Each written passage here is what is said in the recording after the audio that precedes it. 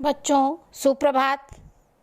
आज हम लोग राम वृक्ष वेनीपुरी द्वारा लिखा हुआ एक रेखा चित्र पढ़ेंगे।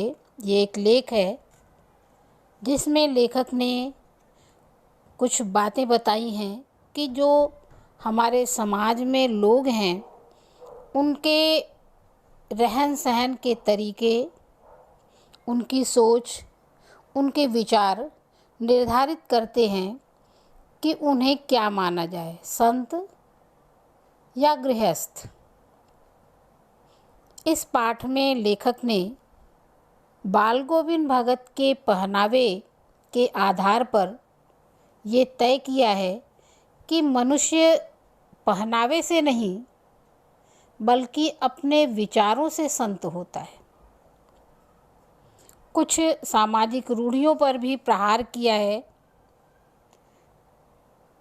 इस पाठ में कुछ जिक्र किया है कि जो हमारी रूढ़ियाँ हैं, पुराने विचार हैं, वो समाज की प्रगति में बाधक हैं, उन्हें हमें बदल देना चाहिए। ग्रामीण परिवेश का चित्रण किया है। गांव में लोग कैसे रहते हैं, खेती बाड़ी का जिक्र किया है और सजीव चित्रण किया है। पढ़ करके ऐसा प्रतीत होता है कि वह दृश्य आँखों के सामने आ गया है। तो हम शुरू करते हैं पाठ को। बाल गोविंद भगत मझोले कद के गोरे चिट्टे आदमी थे। मझोले कद के अर्थात न बहुत लंबे न छोटे, 60 से ऊपर के रहे होंगे, यानी उनकी उम्र लगभग 60 साल हो, उससे ज़्यादा होगी। बाल पक गए थे। लंबी दाढ़ी या जटा जूट तो नहीं रखते थे, किंतु हमेशा उनका चेहरा सफ़ेद बालों से ही जगमग किए रहता। कपड़े बिल्कुल कम पहनते, कमर में एक लंगोटी मात्र और सिर में कबीर पंथियों की सी कनफटी टोपी। लेखक ने ये बताया है कि जैसे साधु लोगों की दाढ़ी होती है, जटाएं होती हैं, वैसी जटा तो नहीं रखते थे, लेकिन उनके सिर पर कबीर पंथियों यानी कबीर के सिद्धांतों को जो लोग मानते हैं उन्हें कबीर पंथी कहते हैं। तो जैसी टोपी वो पहनते थे उसे कबीर के विचारों को मानने वाले लोग पहनते हैं। सिर पूरा ढका होता है, चेहरा भी लगभग ढका होता है, कान ढका होता है। वैसे वो आमतौर से कपड़े बहुत कम पहनते थे। जब जाड़ा आता एक काली कमली ऊपर से डाल लेते। मस्तक पर हमेशा चमकता हुआ रामानंदी चंदन, जो नाक के एक छोर से ही औरतों के टीके की तरह शुरू होता। गले में तुलसी की जड़ों की एक बेडौल माला बांधे रहते। तुलसी की जड़ों की माला, वो लकड़ी तुलसी की जड़ होती है, उसे काट करके धागे में बांधा जाता है, उसे गले में पहने रहते। अब लेखक उनके इस पहनावे का जिक्र करते हुए कहता है कि ऊपर की तस्वीर से यह नहीं माना जाए कि बाल गोविंद भगत साधु थे। कपड़े कम पहनते थे, सिर पर टोपी रहती थी और तिलक लगाते थे, तो इस पहनावे के आधार पर हम उन्हें साधु नहीं कह सकते। साधु जैसा पहनावा हो, केवल उसी से साधु नहीं माना जाए। नहीं, बिल्कुल नहीं। वो गृहस्थ थे। लेखक कहता है उनकी गृहिणी की तो मुझे याद नहीं, उनके बेटे और पतोहू को तो मैंने देखा था। थोड़ी खेती बाड़ी भी करते थे, एक अच्छा साफ सुथरा मकान भी था। पहनावा उनका थोड़ा साधु जैसा था, लेकिन वो गृहस्थ थे। किंतु खेती बाड़ी करते, परिवार रखते भी बाल गोविंद भगत साधु थे। दो विरोधी बातें कह रहा है लेखक। पहनावे से वो साधु जैसे लगते थे, तो पहनावे से ही उन्हें साधु नहीं माना जाए। वो खेती बाड़ी भी करते थे, उनकी पत्नी भी रही होगी, उनके बेटे और बहू थे, गृहस्थ थे। इस मायने में वो साधु नहीं थे। लेकिन किस तरह के साधु थे, अब लेखक इस मुख्य विषय की चर्चा करता है। किंतु खेतीबाड़ी करते, परिवार रखते भी बाल गोविंद भगत साधु थे। साधु की सब परिभाषाओं में खरे उतरने वाले। एक संत के जो विचार होने चाहिए वो बाल गोविंद भगत में थे। कबीर को साहब मानते थे। इसका मतलब है कि बाल गोविंद भगत कबीर के विचारों को मानने वाले थे, उनके आदर्शों पर चलते थे, उन्हीं के गीतों को गाते, उन्हीं के आदेशों पर चलते, कभी झूठ नहीं बोलते, खरा व्यवहार करते, किसी से भी दो टूक बात करने में संकोच नहीं करते, न किसी से खामखा झगड़ा मोल लेते। दो टूक बात करने अर्थात साफ साफ बात कहने का ये मतलब बिल्कुल नहीं है कि वो सबसे झगड़ा करते फिरते थे। किसी की चीज छूते नहीं, न बिना पूछे व्यवहार में लाते। इस नियम को कभी कभी इतनी बारीकी तक ले जाते कि लोगों को कुतूहल होता। यानी उनका क्या विचार था कि किसी का सामान हम नहीं प्रयोग करेंगे, कभी वह दूसरे के खेत में शौच के लिए भी नहीं बैठते। इस बात से लोगों को आश्चर्य होता कि इसमें किसी का क्या नुकसान। वह गृहस्थ थे, लेकिन उनकी सब चीज़ साहब की थी। सब चीज़ साहब की। कबीर के विचारों को मानते थे, कबीर को साहब मानते थे, तो वह सोचते थे कि सब कुछ उन्हीं का है। जो कुछ खेत में पैदा होता, सिर पर लादकर उसे पहले साहब के दरबार में ले जाते, जो उनके घर से 4 कोस दूर पर था। एक कबीर पंथी मठ से मतलब। यह दरबार में भेंट रूप रख लिया जाता और प्रसाद रूप में जो उन्हें मिलता उसे घर लाते और उसी से गुजर चलाते। बच्चों, कबीर को बाल गोविंद भगत अपना आदर्श मानते थे और खेती बाड़ी में जो भी अनाज पैदा होता था उसे वो पहले कबीर के मठ में समर्पित कर देते थे और उन्हें जो कुछ प्रसाद के रूप में मिलता था उसी से अपना गुजारा करते थे। इन सब के ऊपर मैं तो मुग्ध था उनके मधुर गान पर। लेखक बाल गोविंद भगत की विशेषता बताता है कि वो कबीर के भजन गाते थे,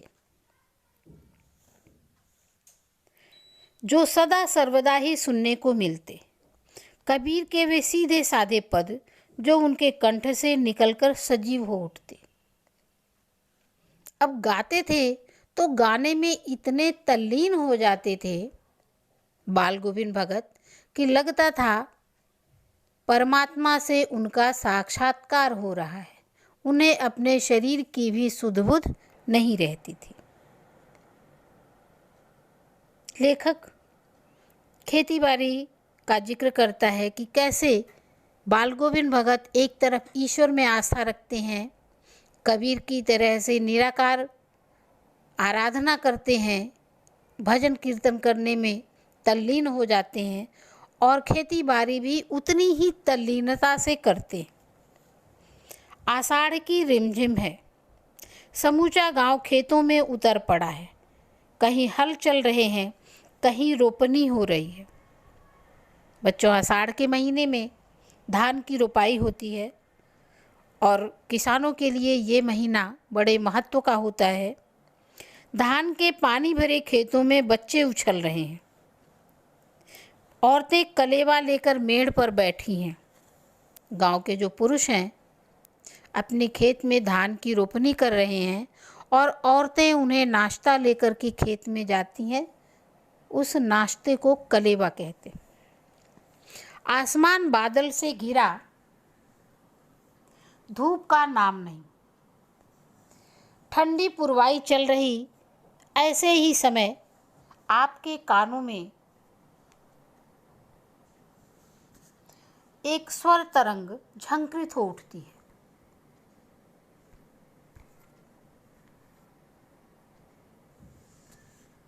ये क्या है, ये कौन है, ये पूछना न पड़ेगा।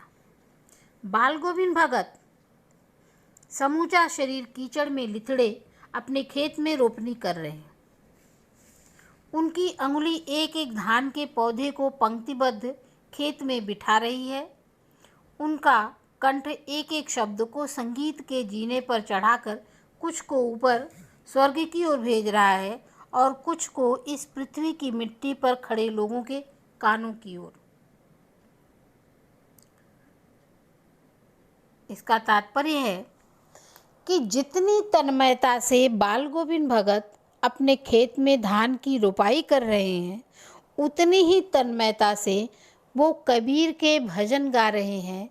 ऐसा लग रहा है मानो आत्मा का परमात्मा से साक्षात्कार हो रहा हो।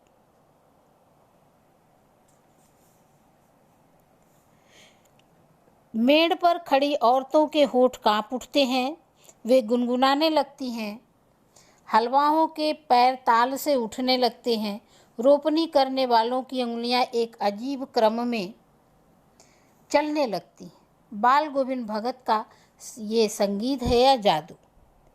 लेखक बाल गोविंद भगत के गायन की प्रशंसा करता है कि उनके गायन में वो प्रभाव है कि क्या बच्चे, क्या बूढ़े, क्या पुरुष, क्या औरतें, सभी लोग उनके गायन से प्रभावित होते हैं और उस गायन में झूम उठते। अगला जिक्र है भादों की अंधेरी बरसात भरी रात का। भादों की वो अंधेरी अधरतिया। अभी थोड़ी ही देर पहले मूसलाधार वर्षा खत्म हुई है। बादलों की गरज, बिजली की तड़प में आपने कुछ नहीं सुना हो, किंतु अब झिल्ली की झनकार या दादुरों की टर टर बाल गोविंद भगत के संगीत को अपने कोलाहल में डुबो नहीं सकती।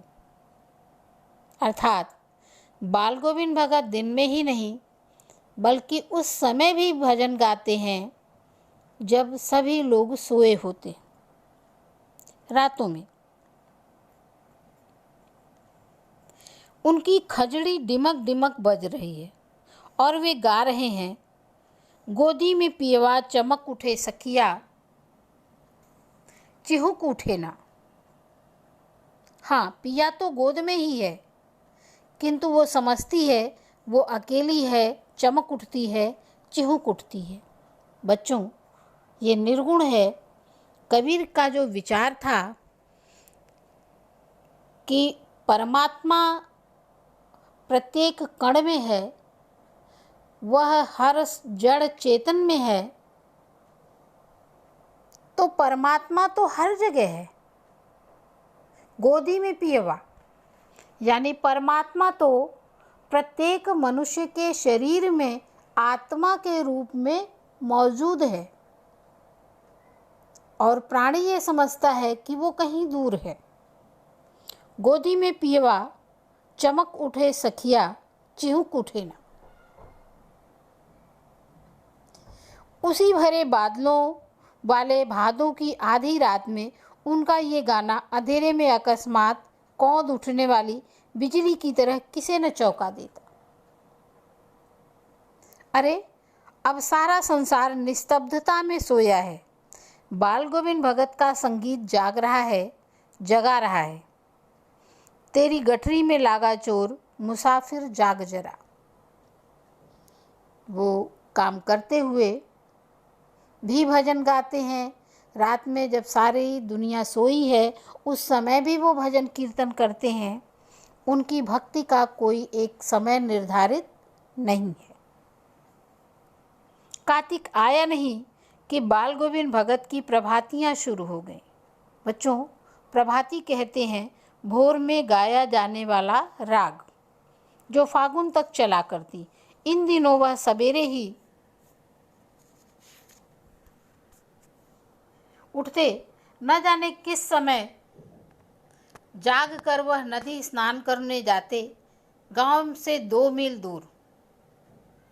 वहां से नहा धोकर लौटते और गांव के बाहर ही पोखरे के ऊंचे भिंडे पर अपनी खजड़ी लेकर जा बैठते और अपने गाने टेरने लगते, खजड़ी बजाते और गाते। मैं शुरू से ही देर तक सोने वाला हूँ, किंतु एक दिन उस दांत किटकिटाने वाली भोर में भी मैं उनका संगीत सुनकर पोखरे पर चला गया। आसमान के तारों के दीपक बुझे नहीं थे। हाँ, पूरब में लोही लग गई थी, यानी भोर का समय था, जिसकी लालिमा को शुक्र तारा और बढ़ा रहा था। खेत, बगीचे, घर, सब पर कुहासा छा रहा था। सारा वातावरण अजीब रहस्य से आवृत मालूम पड़ता था। उस समय उस रहस्यमय वातावरण में एक कुश की चटाई पर पूरब मुंह, काली कमली ओढ़े बाल गोविंद भगत अपनी खजड़ी लिए बैठे थे। उनके मुंह से शब्दों का तांता लगा था। अंगुलियां खजड़ी पर लगातार चल रही थीं। गाते गाते इतने मस्त हो जाते, इतने सुरूर में आते, उत्तेजित हो उठते कि मालूम होता अभी खड़े हो जाएंगे। कमली तो बार बार सिर से नीचे सरक जाती। मैं जाड़े से कपकपा रहा था, किंतु तारे के छाँव में भी उनके मस्तक के श्रम बिंदु जब तब चमक पड़ते। इसका तात्पर्य है कि भजन गाते समय कबीर इतने लीन हो जाते थे कि उन्हें अपने शरीर की सुध बुध नहीं रहती। उन्हें ये एहसास नहीं रहता था कि उन्हें ठंड लग रही है या गर्मी पड़ रही है। बच्चों, इसके आगे का प्रसंग हम कल पढ़ेंगे।